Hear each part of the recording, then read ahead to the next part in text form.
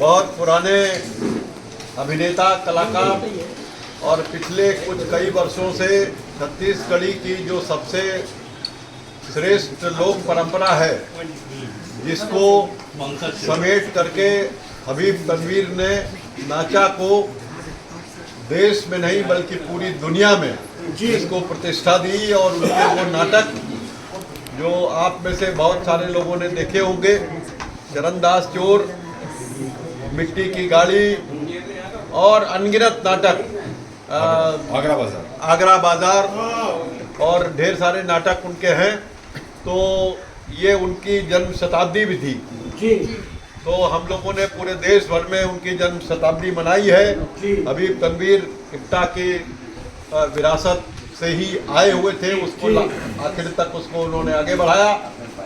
और निसार भी उसी परंपरा में छत्तीसगढ़ी में उस नाचा गम्मत का को आधुनिक परिप्रेक्ष्य में कई तरीके से उसको ढाल रहे हैं। इन्होंने हरिशंकर परसाई की एक बहुत खूबसूरत कहानी, उनकी भी जन्म शताब्दी है, टार्च बिचैया, टार्च बेचने वाले, उसको नाचा गम्मत में ढाला है।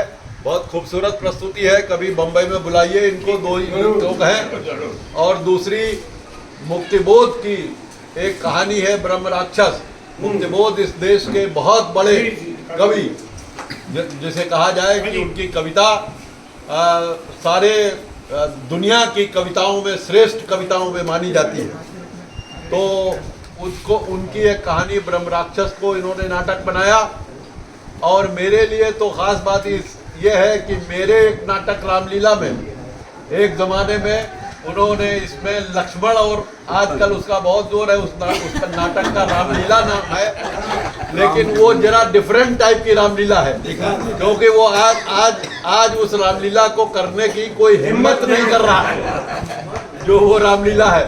उसमें इन्होंने लक्ष्मण और पुत्तन, उस कैरेक्टर का नाम था, उसकी भूमिका की थी। और एक दूसरे भूमिका करने वाले और खड़े सामने जो गायक हैं, उसमें इन्होंने उस बड़े मियाँ की भूमिका की थी। तो मुझे याद आया कि ये इसका अलग इंट्रोडक्शन है।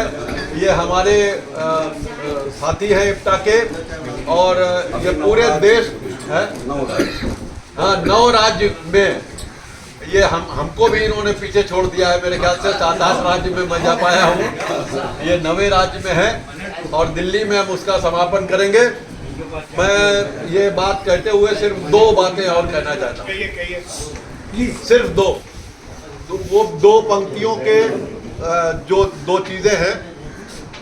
गांधी ने जब दांडी मार्च शुरू किया, नमक सत्याग्रह, तो नमक सत्याग्रह के ऊपर बहुत सारे लोगों ने सवाल उठाए कि क्या इस नमक का सत्याग्रह करने से क्या होगा।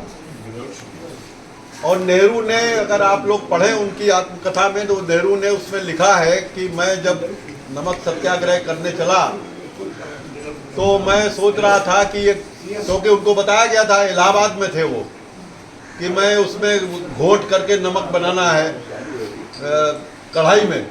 तो उनका ये कढ़ाई में खडर खडर करने से इससे क्या होगा, उनकी समझ में नहीं आ रहा। वो बात बाद में नेहरू को के साथ क्या हुआ, उनके पिता मोतीलाल नेहरू ने एक लंबा खत लिखा गांधी को कि भाई इस सब से क्या होगा। तो गांधी ने, जो इतिहास में 2 खत मशहूर हैं, जिनमें एक तरफ 2 शब्द हैं और उसके जवाब में 3 शब्द हैं, तो गांधी ने पोस्टकार्ड लिखा, करके देखो। मोतीलाल नेहरू को जब पत्र मिला तब तक वो करके देखने चले नमक सत्याग्रह, जेल चले गए, जेल से पोस्टकार्ड लिखा, करके देख लिया। तो मैं इस यात्रा के सूत्र को वहां से पकड़ता हूं कि जो इसको करके देखेगा, यानी आप मुंबई की सड़कों पे तो चल रहे हैं, लेकिन उन गांव की गलियों में जो लोग गए हैं, तमाम छत्तीसगढ़ से लेकर के, उत्तर प्रदेश से लेकर के, झारखंड से लेकर के, आदिवासियों के बीच में जो हमारे साथी गए हैं शहरों से, अपने धरातल से नीचे उतर करके, और अभी आपके महाराष्ट्र के अंदर भी ये महाड़ के इलाके में, जहाँ पहाड़ के तालाब पे अम्बेडकर ने पानी का सत्याग्रह किया था, उस जगह कल हम लोग होकर के आए हैं।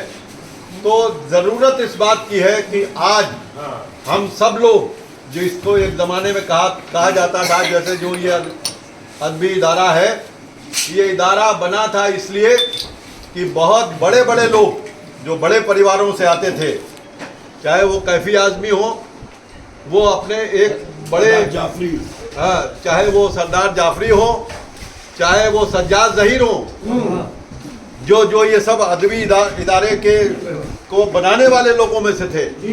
तो वो सारे लोग अपने अपने जो पायदान से उससे नीचे उतर करके आए थे। और चाहे वो गांधी हो, जो बैरिस्टर थे और तमाम ताम झाम के साथ आए थे, लेकिन जब चंपारण में जहां हम लोग अपनी यात्रा लेकर के भी गए, उस जसोली पट्टी गांव में, जहां से गांधी की महात्मा बनने की शुरुआत हुई, हमने उस जगह को भी टच किया। हमने भगत सिंह के जो का एंसेस्ट्रल गांव जो है खटकर कला, हम वहां भी गए, उस दरवाजे पे भी दस्तक दी। हम कबीर के दरवाजे पर भी गए, हम उन तमाम दरवाज़ों पर गए हैं, वहां से मिट्टी लाए हैं। और 30 जनवरी को हरिजन सेवक संघ जो गांधी ने स्थापित किया था, वहां पर हम उस तमाम मिट्टी से, यात्रा की मिट्टी से एक आज़ादी के वृक्ष को वहां पर लगाएंगे। तो ये हमारी कोशिश है। आपको भी कहीं कोई जगह मिले तो मिट्टी हम आप लोगों को भेज सकते हैं, मुंबई में उस वृक्ष का वृक्षारोपण करें। और यात्रा से ज़रूरी बात यह है कि खाली यात्रा एक चलने की यात्रा नहीं होती है, वो अपने भीतर भी चलने की एक यात्रा होती है। और जब तक वो यात्रा नहीं होगी तब तक कोई परिवर्तन नहीं हो सकता। बहुत बहुत शुक्रिया।